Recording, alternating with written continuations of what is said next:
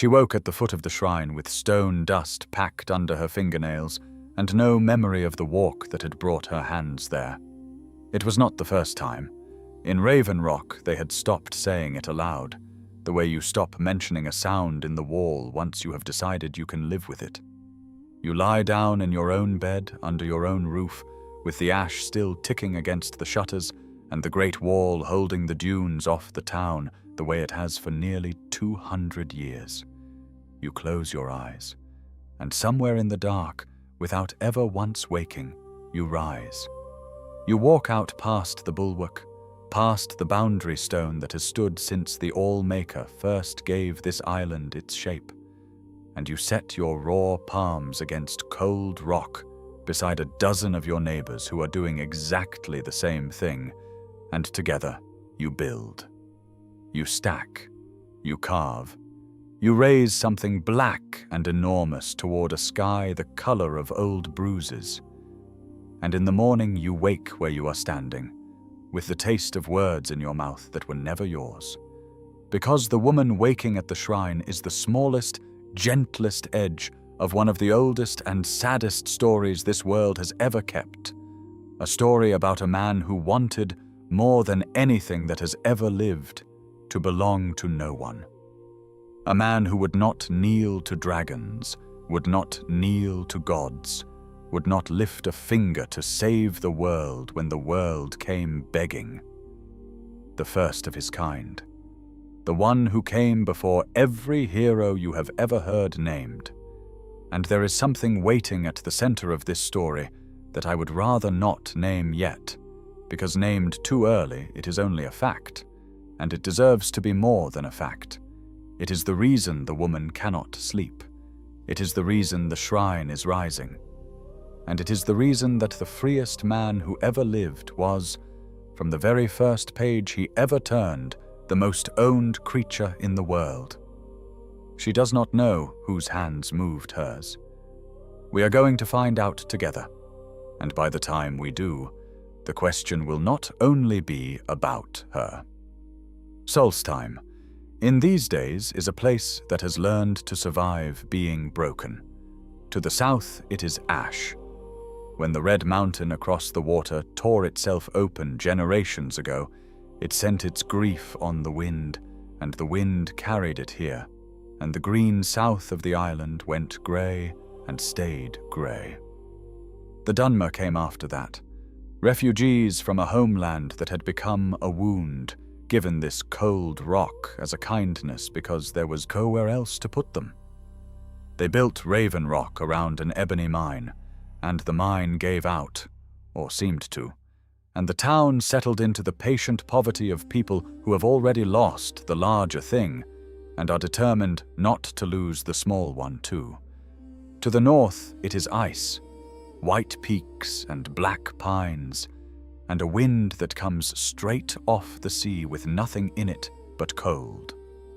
And scattered across all of it, north and south, ash and ice stand the stones.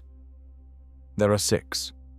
The people who have lived here longest, the Skarl, will tell you the stones are not decoration and not ruins. They are the joints of the land, the places where the living world is tied to itself, and to tend them is to keep the island whole. For the Skarl, this is not a story they tell. It is the shape of every day. They do not pray to the divines the southern folk pray to. They keep one faith, simple and total, in the All-Maker, the source of everything that breathes, and they hold that the world is given to them in trust and must be given back unspoiled.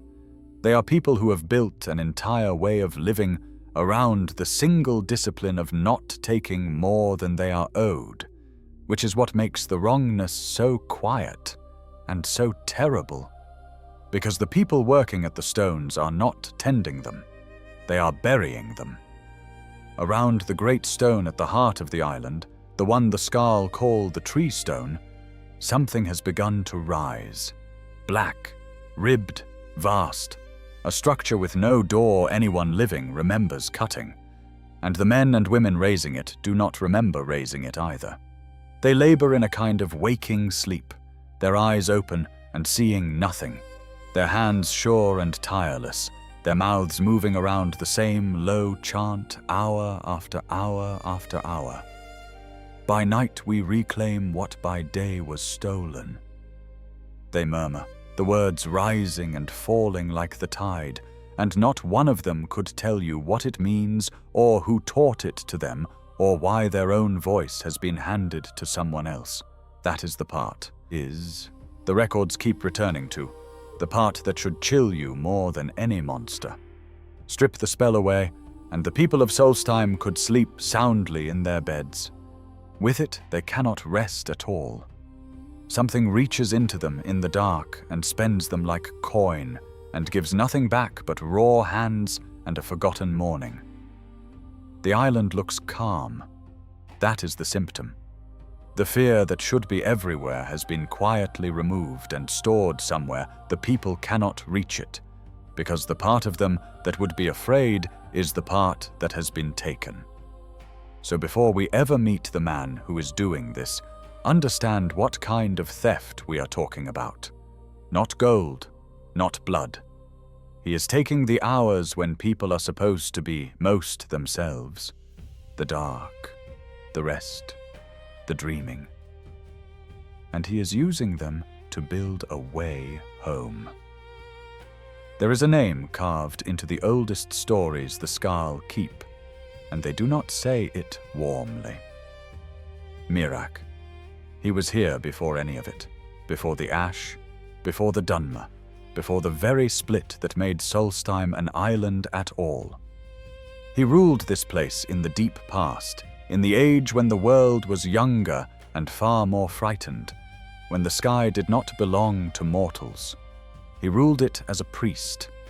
And the thing he was a priest of is the thing that makes his whole existence impossible to look at straight. Because in that age, the world belonged to dragons. Not as legends, as masters. The great winged ones ruled the early peoples the way weather rules a harvest. Absolutely, indifferently, with the full understanding that nothing beneath them could ever push back. And serving them, ruling mortals on their behalf, stood an order of human priests, men and women given power and long life and terrible authority in exchange for keeping the rest of humanity on its knees. Miraak was one of these. More than one of these. He was among the highest of them, esteemed, trusted, draped in the authority of the very beings he answered to. They gave him a mask that deepened his power, the way a master gives a favored servant a finer collar. He wore it. He served. By every visible measure, he was exactly what he appeared to be. And he was also, in secret, the one thing in all the world his masters had the most reason to fear. Here is the contradiction the Skarl still cannot fully explain, and they are honest enough to admit it. He was Dragonborn, yet he served the dragons. Those are nearly their exact words, and the weight of them takes a moment to land. To be Dragonborn is to carry the soul of a dragon inside a mortal body.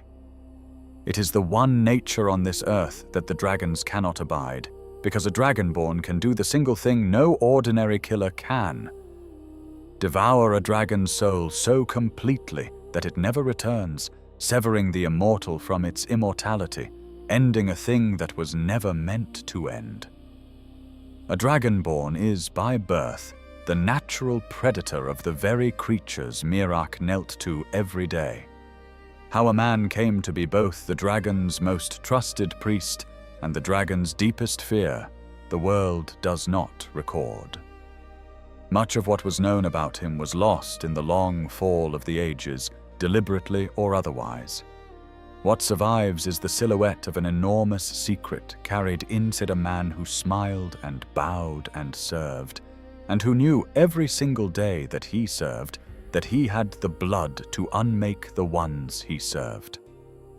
A man can carry a secret like that for a long time, but a secret like that is also a door. And there are things in this world that smell an open door from very far away. To understand what Miraak became, you have to understand what he wanted. And what he wanted was the loneliest thing a person can want. He did not want to rule the dragons. He did not want to free mankind. He wanted, with a totality that organized his entire existence, to belong to no one but himself. You can measure a man like that by what he refuses. In the deep past, when the dragon's grip finally cracked, and the first great war between mortals and their winged masters broke open, the cause of all free people came down. In the end, to a handful of heroes and one impossible enemy. The World Eater himself led the dragons, and against him stood 3 names the songs of the North still carry. 3 heroes who learned to turn their own voices into weapons, who tore dragons out of the sky with shouts they had to invent, because nothing that existed was enough. They were brave past reckoning, and they were losing. They needed an edge. They needed the one mortal alive who could do to a dragon's soul what no shout could. So they came to Miraak. They found the renegade priest who had begun, by then, to turn on his masters, and they begged him, "Lend us your nature. Help us end the World Eater. Help us save everyone." He looked at the salvation of the entire world, weighed in the hands of dying heroes, and he refused. He was not afraid. He believed, and would say so himself later with the arrogance that never left him, that he could have faced the World Eater and won, and simply chose not to, for reasons he kept to himself and took to his grave and beyond. Why he refused, the world never tells us. One way to read his silence is that some part of him still belonged to the dragons even as he betrayed them, that he wanted the World Eater to live. But that is a guess pressed into a gap, the records left empty. What is not a guess is the shape of the decision. The heroes left empty-handed. The war was won without him, at a cost he refused to share. And the people of this island remembered him forever after by a single word. The traitor. It is a cruel name, and from where they stood, a fair one. He had the power to save them, and he spent it on himself. But look at the loneliness underneath it, the thing that makes him more than a villain. Here was a man so determined to be owned by nothing that he would not even be owned by being good. He would not be the hero the world needed, because to be that hero is to belong to the world. He would rather be hated and free than loved and used. No one ever saw his face. Even then, even at the height of his power, he was a mask and a voice and a will. A man who had made himself into a thing too important and too guarded to ever simply be looked at. He had achieved a kind of total sovereignty over his own life that almost no one in history has touched. And that is the cruelty waiting at the center of all of this, the thing I am still not ready to name. Because the man who would kneel to no master had, by the time he refused the world, already chosen one. He just did not understand yet what he had chosen. He thought he had found a tool. He had found an owner. The owner does not have a face either, but for a very different reason. There is a kind of book that does not belong to this world. It comes bound in skin that was never an animal's in any honest sense, marked with a symbol that hurts a little to look at, breathing a faint black mist as if it is exhaling. The ink it is written in takes 10 years to brew. The paper is pressed from trees that have never once seen the sun. Everything about its making is patient, deliberate, and wrong, and the worst of it is the simplest fact. Most mortals who open one of these books and read it never come back as themselves. Their minds go somewhere and do not return. The books are doorways, and on the other side of the door is a place called Apocrypha. Apocrypha is a library with no end. Imagine shelves that march away in every direction past the limit of sight, stacked on stacks, holding every secret that was ever hidden, and a great many that have not happened yet. Because in that place the future is shelved beside the past, as casually as two books by the same hand. Imagine the floor between the shelves is not floor but a roiling green sea, thick and poisonous, and out of that sea always slide enormous oily tentacles that test the air for anything foolish enough to come too close. Imagine that the whole of it, the library, the sea, the reaching dark, is not a place that contains a creature. It is the creature. Every shelf is a thought. Every tentacle is a hand. This is Hermaeus Mora, the demon of knowledge, the gardener of men, the keeper of every secret that was ever kept. He does not wear a body because he does not need one. He appears as what he is, a vast green mass of eyes and grasping limbs, looking in all directions at once because there is no direction in which something is not hidden. He is not good, and he is not evil in any way you could use. He simply wants to know, to hold, to hoard, to add. Every mortal who comes seeking forbidden knowledge he regards, with a patience that is somehow worse than cruelty, as already belonging to him. Many who come seeking knowledge, the warnings say, remain forever. This is the master Miraak chose. Or, more honestly, this is the master who let Miraak believe. He was choosing. It went the way these things always go.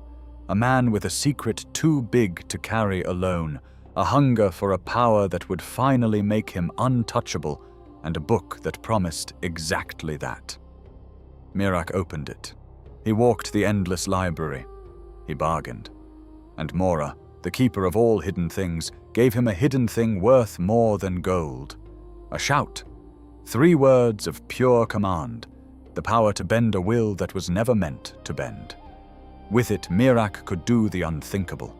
He could look a dragon in the eye and make it obey. So he turned on his masters at last. He took that stolen command and his own devouring nature, and he fell upon the dragons who had made him, and he consumed them, soul after soul after soul, ending creatures that were supposed to be beyond ending. Around the ruins of his temple, to this day, the bones of those he devoured lie where they fell, more than a score of them, a graveyard of the eternal. 3 lesser priests abandoned the dragon cult to follow him. For one bright, terrible moment, Miraak was exactly what he had always wanted to be, a man who answered to nothing in the sky and nothing on the ground. He thought the shout was his reward. He did not understand that the shout was the hook, and that he had already swallowed it whole.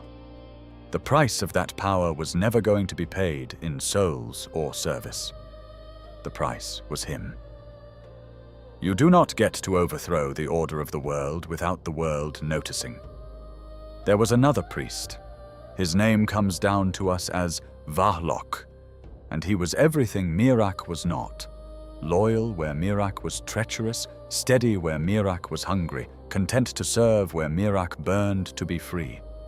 The 2 of them were of the same order, raised to the same masters, and somewhere in the long-lost middle of this story, they must have known each other, may even have stood as something like equals or something like friends. The records do not say, and I will not pretend to a closeness the world never confirmed. What the world confirms is the ending. Vahlok uncovered what Miraak was doing, the secret bargain, the stolen power, the plot to make this island his own private kingdom, and Vahlok came to stop him. What happened next did not stay contained in the small story of 2 men. They fought, and the fighting went on for days, and it was so total, so far beyond what 2 mortals were ever meant to wield against each other, that the land itself could not hold it. When it was over, the very ground had been torn. The accounts the Skald preserved, Accounts that the diggers of the Fourth Era confirmed against carvings in the old ruins, so this is not legend dressed as fact, but something the stones agree to. Say that the duel between Varlock and Miraak was what ripped Solstheim away from the mainland of Skyrim and left it standing alone in the sea. The island the woman of Ravenrock wakes on every morning, ash to the south and ice to the north, exists in its current shape because two men once disagreed about whether one of them was allowed to be free. And at the end of it, both of them fell. Spent past standing, emptied of everything, the two priests collapsed where they stood, and it was Varlock who rose. He took up a blade. He stood over the man he had beaten, and he raised it to deliver the single stroke that would end the first Dragonborn forever and close this whole story before it ever became a story. The stroke never landed, because in the breath before the blade fell, the sky over Solstheim opened, and out of the green dark between worlds came a hand that was not a hand, a reaching, grasping limb out of an endless library an entire reality away. And it closed around Miraak and pulled him through, out of the world, off the edge of his own death, gone before the metal could find his throat. Varlock was left holding a blade over empty ground.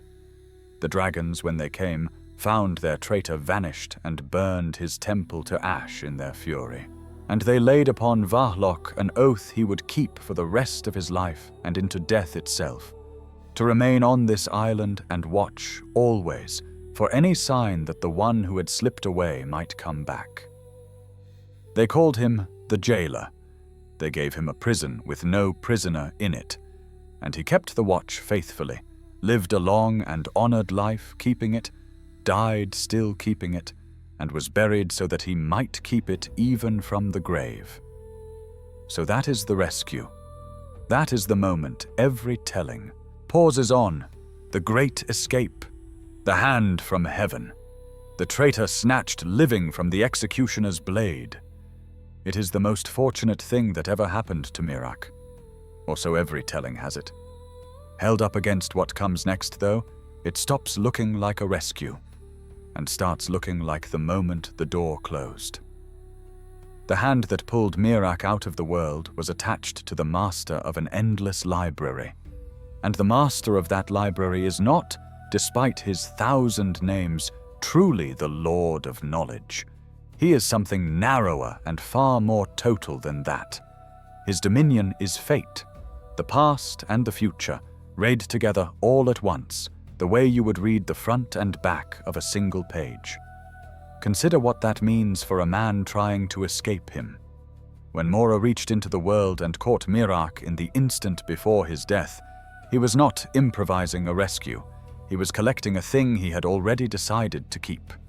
He did not save a champion from the executioner. He removed an asset from a hazard.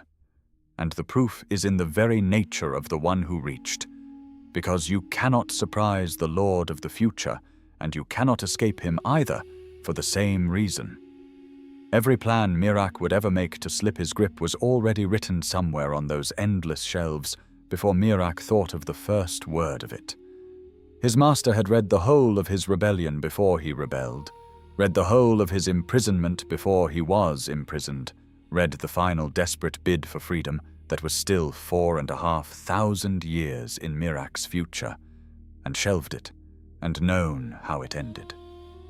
It was not the killing blow he escaped that day. It was the last moment he ever belonged to himself. The rescue and the cage were the same hand. He just would not understand that for a long, long time. Go back over the refusal. The heroes came to him, the world in their hands, begging for what only his nature could give, and he turned them away. He thought he was protecting his freedom. He was already inside the cage. Every magnificent act of independence he performed from that day forward, the rebellion against the dragons, the souls devoured, the kingdom he tried to carve, happened on a leash so long he never once felt it pull. The traitor the Skarl, remember, was not betraying his masters. He was performing for his owner. The dragons had only ever held his knees. This new master held the part of him that chose. Not a rescue, a collection. Not a traitor, a possession. Not freedom, a longer leash. What do you do with forever, when forever is a prison? Miraak found out, for an age beyond counting, well over 4,000 years, which makes him almost certainly the oldest living mortal anywhere in the world, a man who has outlived every face he ever knew and every kingdom and the very meaning of his own name. He remained in the endless library, and he did the only thing the library allows. He read, he learned. He grew in that green and patient dark into something of monstrous power, mastering shout after shout, secret after secret, becoming perhaps the single most dangerous mortal ever to draw breath. And it bought him nothing, because the one secret the library does not contain is the way out of the library. Think of the loneliness of it, the specific texture of that particular eternity. There is a detail in how these black books take their readers that makes it almost unbearable. When a mortal reads one and is drawn into Apocrypha, the body does not go. The body stays behind in the waking world, a kind of empty apparition, while the mind walks the shelves. Miraak's flesh was pulled whole into that realm. Yes, but in spirit he became a man who is never fully anywhere. Not in the world he was stolen from, not in any way that could be called living in the world he was stolen into. Just walking and reading and turning pages and waiting, with a will too strong to break and nowhere on earth to spend it. And somewhere in those first 1,000 years, he began to see the shape of the door. Even the mask told the story, if anyone had been there to see. It had begun as a dragon priest's mask, a gift from the first masters, tusked and proud. Over the long centuries in the library, it changed.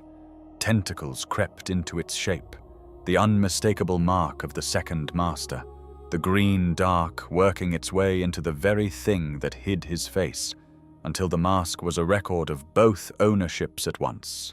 The dragons who held his knees and the demon who held his fate, written together across a face no one would ever see beneath. He had escaped his first masters only to be remade in the image of his second. The collar simply changed hands. And here is the part that turns the whole eternity from sad to merciless. He did at last, after all those ages, find a way. He worked out how to reach back across the gulf, how to slide his will into the minds of the people on the island he had once ruled, how to take their knights and their hands and set them building, stone by stone, the structure that would let him climb back out into the living world. The temple rising at the heart of Solstheim is that plan made real. The woman waking with dust under her nails is one brick of his road home. He thought it was his escape. It was his execution notice. Because a possession is only kept while it is useful, and the moment Miraak finally found the door, he made himself, for the first time in all those ages, a thing his master might no longer need. His freedom and his death were the same event. He just got to feel hopeful first. There is one more thread, and it is the one that, if you are still half awake, will keep you that way. It belongs to the people on the island who never wanted any of this, the Skarl and their old shaman, and a knowledge so quiet it has nothing to do with power at all. I told you the Skarl hold one faith, total and simple, in the All-Maker who breathed the world into being. What I did not tell you is that they have an enemy in their faith, and have had for longer than anyone can trace. They know the demon of the endless library by an older name, Herma Mora, and they know him as the eternal enemy of everything they are. For age upon age he has come for them, gently, patiently, in the way water comes for stone, trying to coax out of them the one thing they possess that he does not. And what they possess is almost heartbreaking in how small it sounds. Their shaman, asked what the great secret of his people actually is, the thing the demon of all knowledge has hungered after for thousands of years, answers plainly. How to talk to the wind. How to listen to the earth. Nothing of power, he says. Nothing of mastery. Just the knowing of how to belong to the living world without taking from it. How to be a part of something rather than its owner. Understand what that means about the creature in the library, the keeper of every forbidden thing, the Lord who has shelved the future itself, who has hoarded more knowledge than all the minds that ever lived could hold. There is exactly one kind of knowing he can never possess, because it is the one kind that cannot be hoarded. It can only be lived. Communion is not a secret you can file. Belonging is not a fact you can shelve. The demon of all knowledge spent thousands of years reaching for the single thing his entire nature makes him unable to hold. And in the hour the island's fate hung in the balance, the old shaman gave it to him anyway. He did it for his people, to lift the shadow from them, knowing exactly what kind of creature he was bargaining with. He had spent his life warning his own daughter against precisely this. His daughter begged him not to. He answered her gently. There comes a time when everything must change, he told her, and he opened the cursed book, and he called the demon, and he offered up the secret his people had guarded across 100 generations, and Mora took it the only way Mora takes anything. The tentacles came through, and they did not bargain and they did not thank. They reached into the old man and pulled the knowing out of him by the root, and he died with it, leaving him, in front of his daughter and his whole grieving village, paying in full for a knowledge his killer could never actually use. That is the cost laid bare, the truest thing in the whole sad story. The Skald gave up the one thing that made them themselves. The shaman gave up his life, and the demon who took both will sit in his endless library with a dead man's secret, and never, not in another 4,000 years, be able to talk to the wind. He can only hold the body. He was never going to be able to hold the thing. He is the gardener of men, the old books call him. Now you know what kind of gardener. The kind who tends a thing only to harvest it, the kind who can make anything grow and love nothing that grows. So the road comes, at the end, to a single confrontation. And there is a terrible symmetry in who walks it, because the world made another one. After all the ages, after Miraak had become a legend, and then a forgotten legend, and then nothing at all, the blood woke again in someone new, a Dragonborn for this late and broken age, the same impossible nature in fresh hands. And when Miraak, from inside his library, felt that the world had made a second of his kind, his answer was not welcome. It was murder.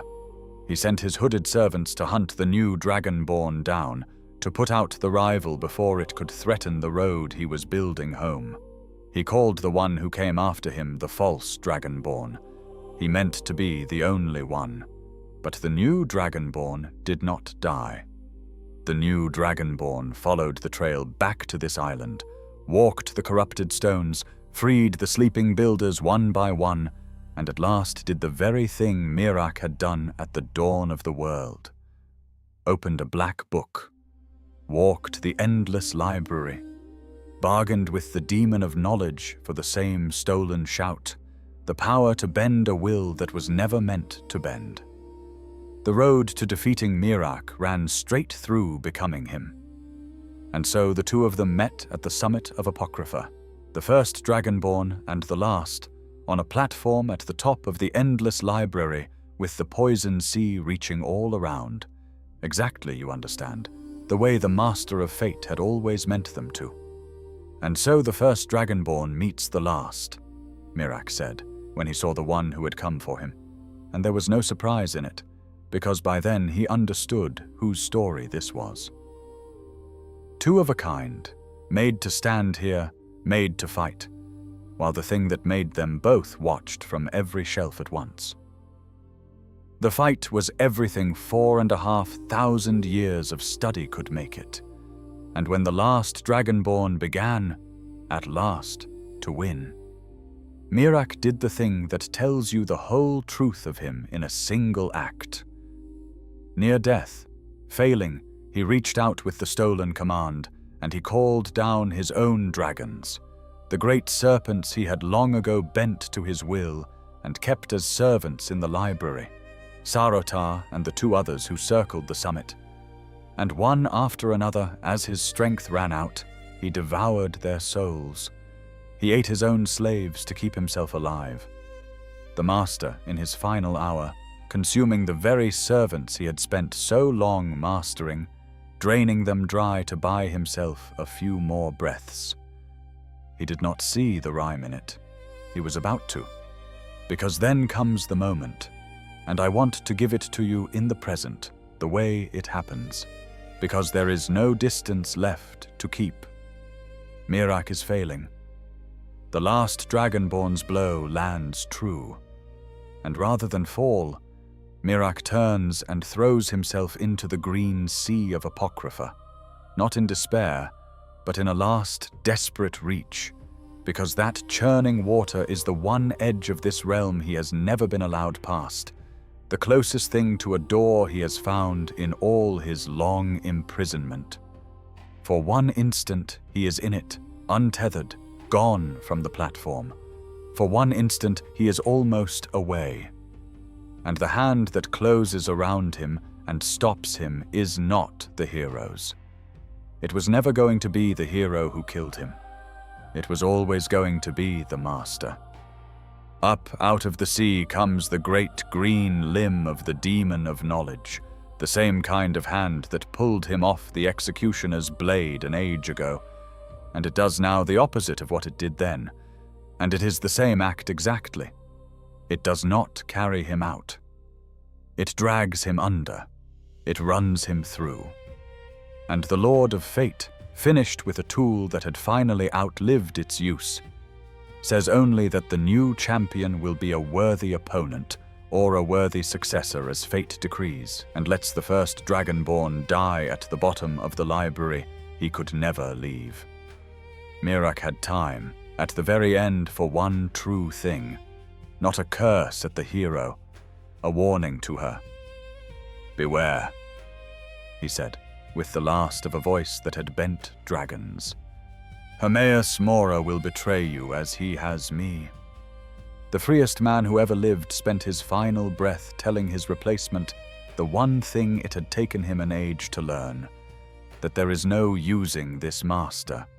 There is only being used by him until you are spent. And then he was gone, and his soul, the soul of the first of all Dragonborn, passed into the last, and the Master turned, with the patience of a thing that has all of time on its shelves, to his new possession, and offered her the very same rewards, the very same power, the very same long and lovely leash. The only difference this time was that someone had been warned.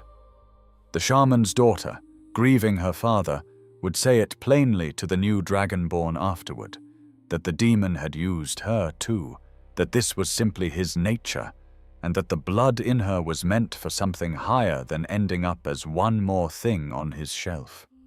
Do not let him lure you further down that path. She had buried the cost of this story in her own family. She knew exactly how it ends, if you let it. She was telling the one person who still had a choice. In Raven Rock, the woman wakes at the foot of the shrine. It is dawn again, the same grey light, the same ash ticking somewhere against the same shutters.